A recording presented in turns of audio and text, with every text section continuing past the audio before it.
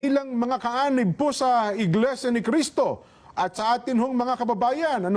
Dahil po dyan, mga kababayan at mga kapatid sa Iglesia, ang mga kapatid po sa Iglesia ay naghahanda, Nelson.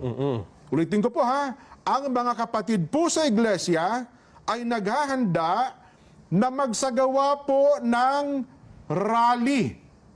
Magsagawa po ng rally upang ipahayag sa lahat ng mga kinauukulan na ang Iglesia ni Cristo ay pabor.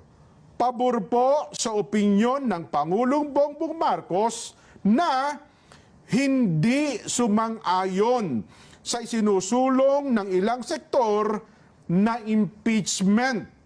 Dahil maraming problema ang ating bansa na dapat pong unahin ng ating pamahalaan. Ang Iglesia ni Cristo po ay para sa kapayapaan. Ayaw namin, ayaw po natin sa anumang uri ng kaguluhan na manggagaling sa kanino mang panig.